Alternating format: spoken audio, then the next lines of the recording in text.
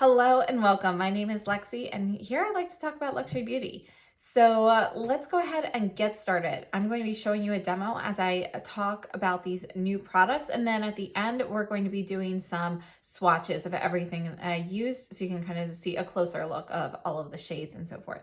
So we're starting off with primers. So I recently picked up the Ray Morris Invisible Mattifier. And I've used this a few times already. This is not my first impression or anything. I've been using it for just around a week. And this it's called Invisible Mattifier. It's invisible face powder. It's made in Italy, has 13 grams of product. And it actually feels more like a silicone gel type product when you touch it. So it's very smooth. You don't really make an indent into it. It's like a firm gel, really smooth feeling. And you can put this on. The recommended application for this is to apply with a powder brush.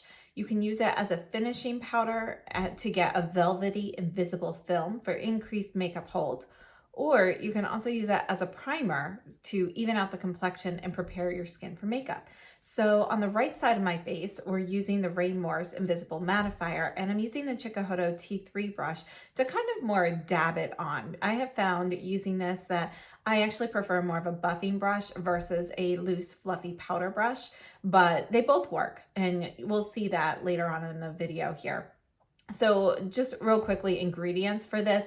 This has, a lot of silicones in here, dimethicones and silica and so forth. So this is pretty much a silicone powder or silicone-based powder.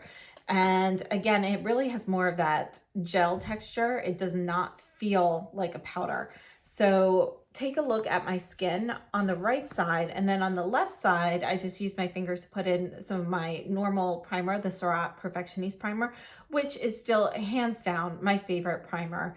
And the Surratt primer really, it kind of mattifies your skin a little bit. It adds a little bit of blurring. It gives a very smooth texture, but it does not feel like silicone. So that's a big difference between them. I have to double check the ingredients, but I think the Perfectioniste primer from Surratt is actually silicone free. So just, kind of a difference there. But if you're looking at both sides of my face up close, you can see that the Ray Morris does offer slightly more blurring, and it makes my pores look a little bit smaller and tighter than the Surratt does. So they both make a difference compared to, plain skin, but the Ray Morris does seem to give you a more dramatic blurring, tightening of pores effect than the Surratt does. Both of them feel very smooth to the touch, as you might expect with the Ray Morris. It does have more of that silicone texture on your skin. It feels very smooth.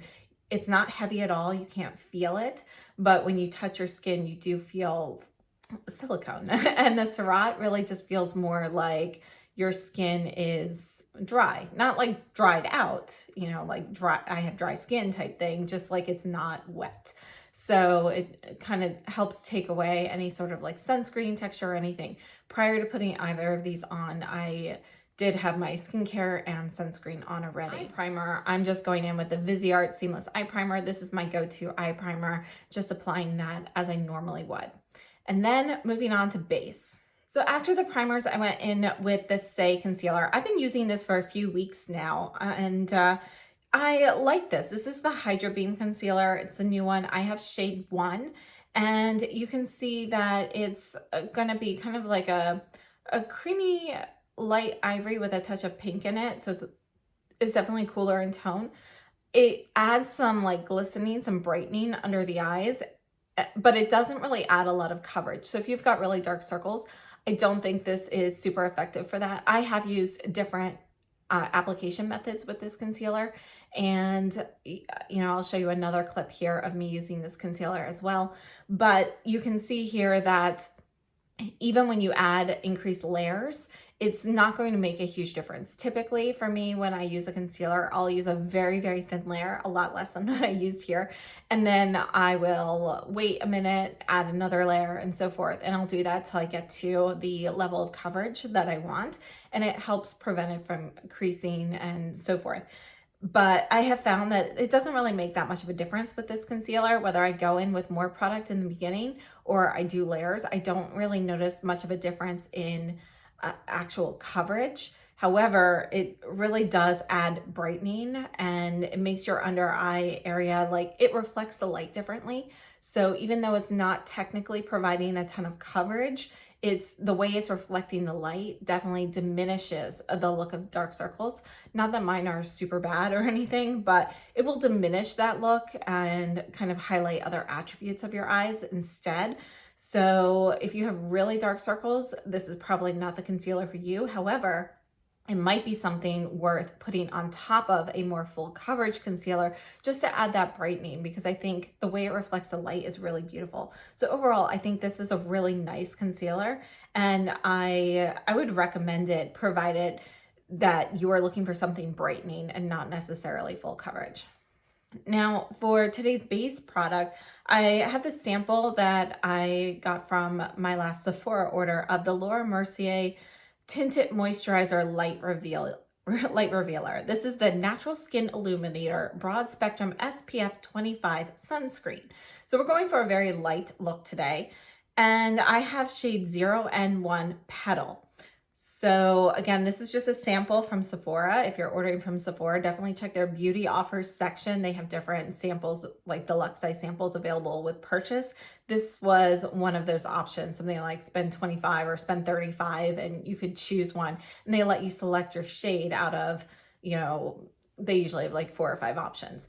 So I picked this one, and you can see I'm applying this to my skin. It's not going to give a lot of coverage. I'm not covering like a ton of my redness or anything like that, but it is evening things out a little bit. You can see the difference between the sides of my face as I'm applying it. I'm applying this with an Artis. This is the Digit Oval 8 brush. This was gifted to me from Artis, so I just started testing out a few of their brushes. They sent me a few of these, including their newest one. So we'll talk about those another time, but so far I've only used this one. I've used it a few times now, and I love the way it feels on the skin because it's very soft.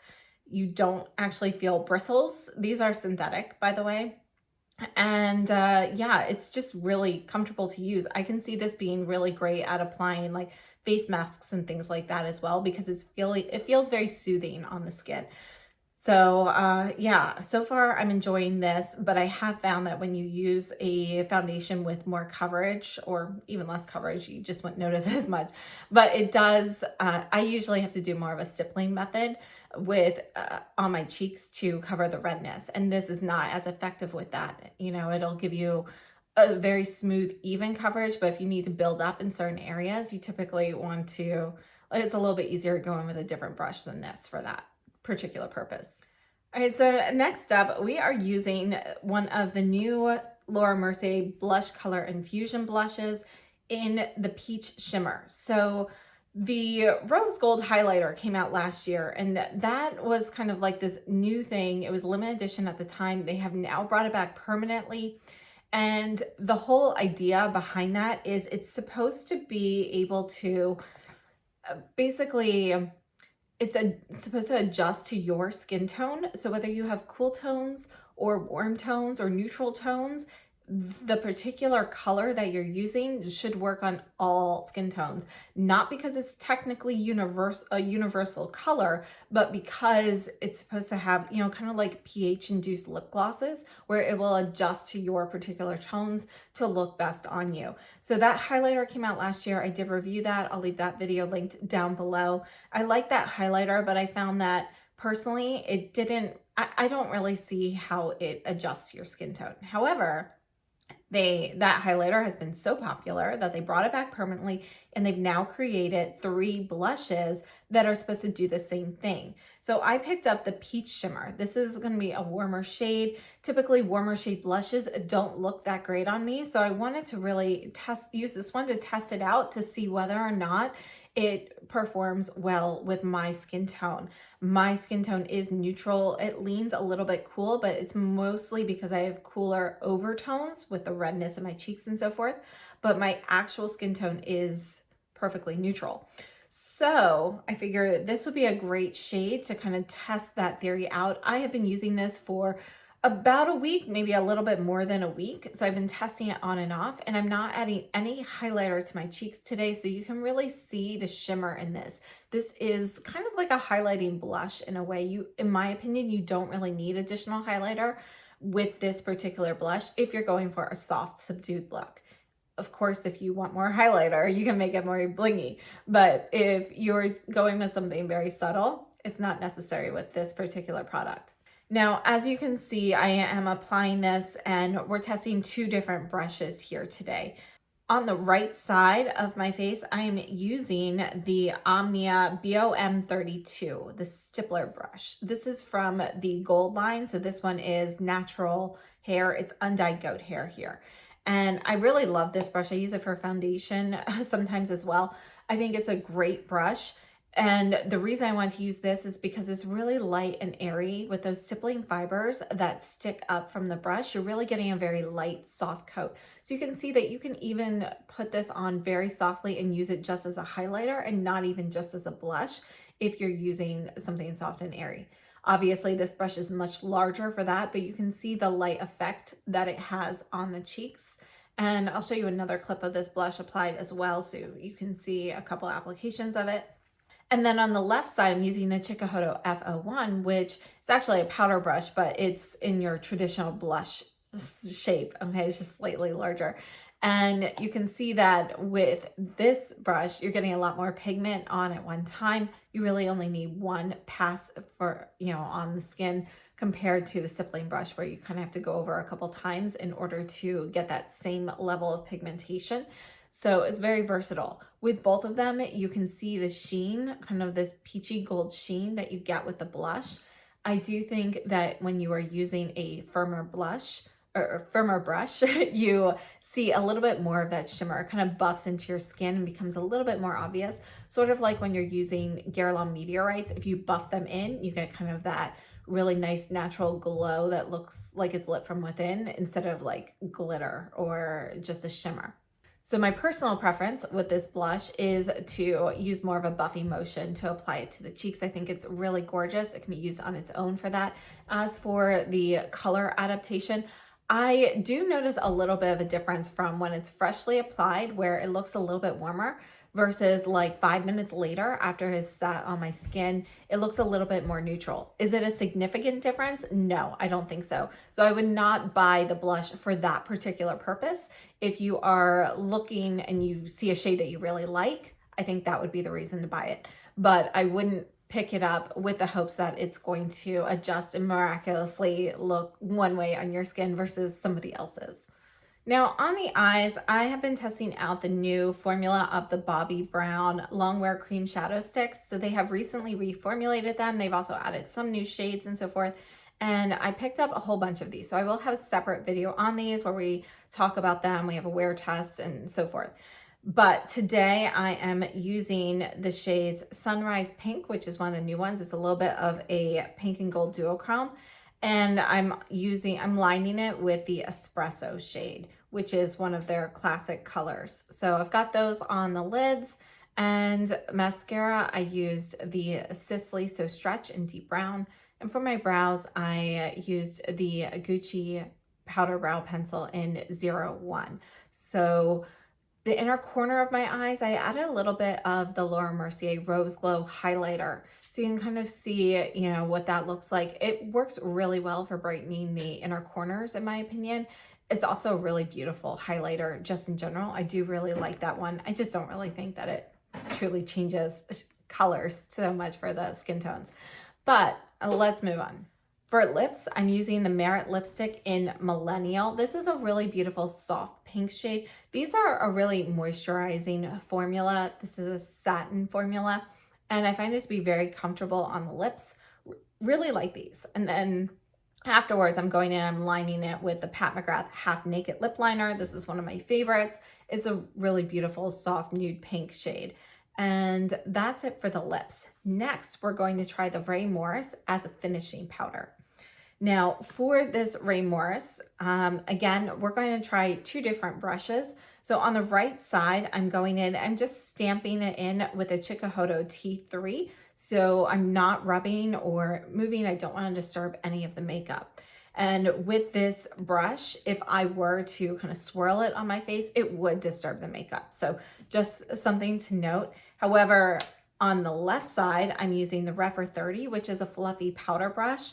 And it you know, it's so light and fluffy. It's not really moving around any of the makeup or anything on my skin. I find that to pick up product from the Ray Morris compact, it's a little bit easier if you pinch your bristles together a little bit as you are swiping it over the compact just to get a little bit more product. But then when you put it on your skin, you're getting a very light, soft layer.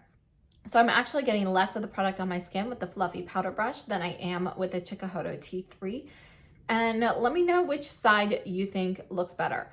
Personally, I feel like the side with the Chikuhodo T3 does give me a little bit more blurring, and maybe slightly more mattifying as well, but I feel like they're still pretty comparable. It really looks like it's a difference of one layer of the powder versus 2 layers of the powder with the Chikuhodo T3. So let me know what you guys think, but I think both application methods work very well, and depends what you want to get. So as for this Ray Morris powder, I think it's a really awesome product. I really like it. And I do think it performs a little similarly to the Danessa Myricks Yummy Skin Balm. And we're gonna compare those. There are some differences there. First, let's go ahead and start off with swatches of everything that I use today. All right, so first we're gonna start off with the Light Revealer. This is shade 01, it's 1, Petal 0N1. So you can see it's going to be kind of like a soft, creamy white shade with a touch of pink. It's kind of reminds me of the Saie concealer. This is in shade 1. Put that right next to it. So here's the Saie concealer. You can see this is a little bit more pigmented. It's a little bit of a thicker formula as well. It is a concealer versus a tinted moisturizer, but yeah. There you go. So you can see the Laura Mercier just looks a little bit whiter, a little bit more brightening. It does have a little bit of a dewy finish, but again, it's a tinted moisturizer. So, it's pretty flexible on the skin. I think these are both really beautiful products. I probably won't purchase a full size of the Laura Mercier tinted moisturizer. I think it's a very nice tinted moisturizer. It's just I don't typically gravitate towards tinted moisturizers too often, so the sample will be enough for me, but I will use this again. So as for the Saie concealer, I really like the concealer. I think it's very brightening under the eyes. I think during the summer, that's probably enough for me as the brightening because I usually go for a lighter makeup, for an everyday look. But I think during when I'm putting on more makeup and trying to, have more full coverage foundation and everything, I will still use this, but I'll use it more so as a concealer topper versus my primary concealer, unless I've been incredibly well rested, which never happens. So let's take a look at the Laura Mercier powders. This is 6 grams with a 1-year shelf life and it's made in Italy.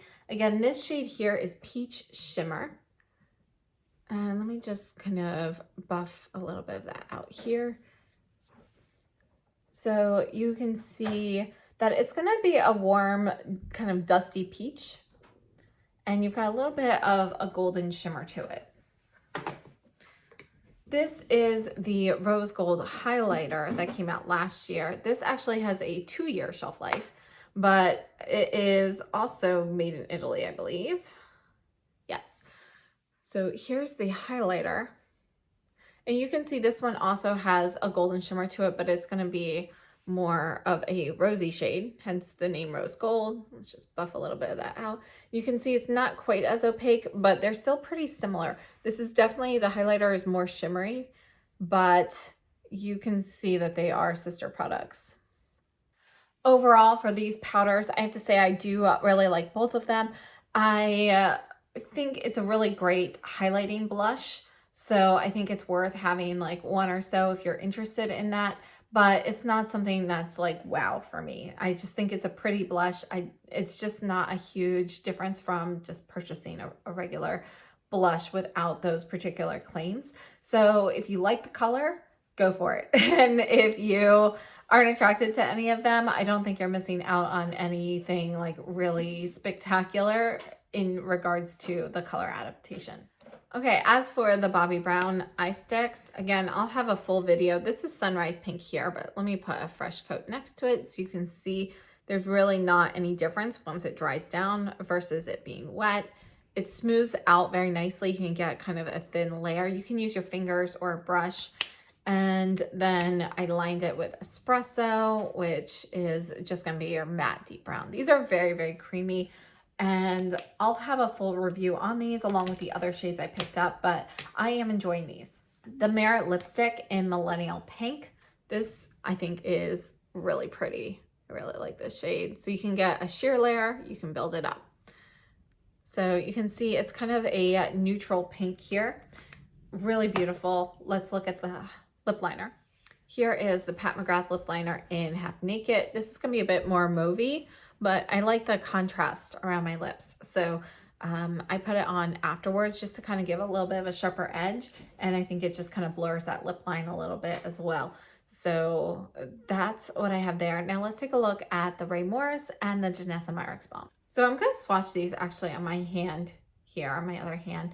So again, like when I'm swatching this, I don't feel like anything is coming up. This feels like a gel, but I don't feel anything. Like I'm not, yeah, like my skin just feels like it has like a silicone texture to it now, but I don't feel the product. Like you're not picking up like, you know, an actual amount.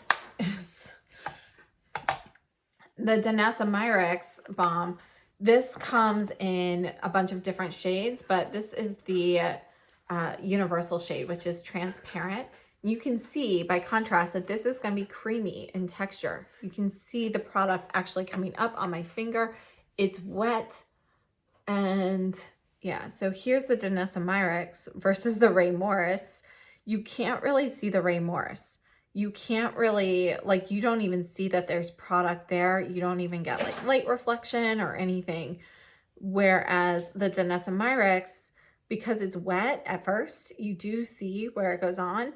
And it adds a little bit of a sheen while it's wet, but look, it's starting to dry already. And now it like disappears into my skin and I can't feel it. Now, one of the big differences between these two products is the Danessa Myricks has an ingredient called Upsolite. Upsolite is a star ingredient here. It's a relatively new ingredient to the beauty world. I believe Linda Hallberg Cosmetics uses it a lot. I think Sweden is kind of the first area that this really started getting used. I'm not 100% sure on that, so don't quote me on that. But if I recall correctly, you know, that Sweden is where it was kind of established for, or at least in cosmetics. So one of the differences here is the Upsolite. It's a product that will mattify and absorb excess oil throughout the day. So you're putting it on, if you get hot and sweaty and so forth, it's going to absorb that excess oil to continue giving you that matte finish. So it's really, really great for people with oilier skin textures because it's going to continue to work throughout the day. You don't need a lot. You need very, very tiny bit. If you think like the amount I swatched on my hand is more than enough for your entire face. Less is more with this product. If you use more, it's not that it doesn't work or anything. It's just, it's not necessary, and I don't think it looks as good. And it can even look a little bit greasier at first because it is a balmy product that has to kind of dry down. And it does that quickly, but a thicker layer is going to take longer to do that. And depending on what else you put on top or underneath, that can interfere with it. So just like the Ray Morris, the Danessa Myricks can be used as a primer or on top as a finishing powder. They both are translucent. The Ray Morris does not come in any other shades. And the Ray Morris has an 18-month shelf life. It's made in Italy. The Danessa Myricks, again, it has Upsolite, which is mentioned on here. It has a 12-month lifespan, so a little bit less. And this one, where's this made?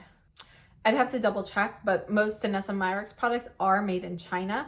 Now, one of the things that has recently happened for Chinese made cosmetics is, you know, depending on your brand and stuff, you can actually have more control. There are different regulations that were there before. So, you know, different brands can actually control the manufacturing of their products a little bit more easily and safely and so forth. I don't know anything about her manufacturing process. So just a heads up, don't write it off necessarily just because it's made in China, because there have been some changes, but it is worth looking into if that's something that concerns you. And I have to say, it used to concern me. I just fell in love with her products, and you know, there are some other companies that are made in China, but they have their own factory and their own rules and regulations, and that made me feel more comfortable with certain products. So just a little heads up, something to look at. Now, as for which one is better, I don't really think one is better than the other. I think it depends what you're looking for. Now, these are both, let's see here, this is 18 grams versus 13 grams. This is, I forget what the price was, but it's more expensive than the Danessa Myricks. So it's definitely going to be more expensive per gram. I think they both work very, very well, but I think they are slightly different purposes. If you're looking for a powder to give you like a matte look and so forth and kind of smooth out your skin, prepare it, give you that blurring look, this is a fantastic product for that. And it works, you know, on all skin types, works on all skin tones. It's truly translucent. It's transparent. You cannot see it. So I think this is a great product, and I like how, you know, the universal shade is inclusive of all skin tones. It doesn't have any sort of tint to it at all. So this is really great for that. However, if you're somebody with oilier skin and you need that continual mattifying throughout the day, that absorption of oil, the Danessa Myricks might be more for you. Again, less is more. This, again, comes in universal or other shades, so I think it kind of depends what you're going for. Personally, for me, I like to use both of these more so as a primer versus on top of my makeup. But if I were to choose one for a finishing powder, I would choose the Ray Morris, and I prefer using the Danessa Myricks underneath. And that's partly because it starts off with that balmy finish. So when I'm using the Danessa Myricks as a finishing powder, because it has that balmy texture, I do like to use a loose, fluffy brush with it, but just kind of like dab it on very softly. But the Ray Morris, I feel like, works just as well with a buffing brush as well. So I think it really depends what kind of application you're going for. All right, and the last thing I wanted to mention, this was the Artiste brush that I was using. I just wanted to show you when I say how like soft it is. It's very soft. You can see how dense the brush is, how like even moving across my skin, you don't really see the bristles like moving too much. So it's really cool, but I think, you know, this could be really great for applying like, you know, skincare and things like that as well. I have been testing it with foundations and so forth, but we'll talk more about those brushes in another video. I have their newest brush, which looks like this. I haven't tried it yet, so we'll be trying those out later on. But if you've tried any of their brushes, I'd love to know what you think.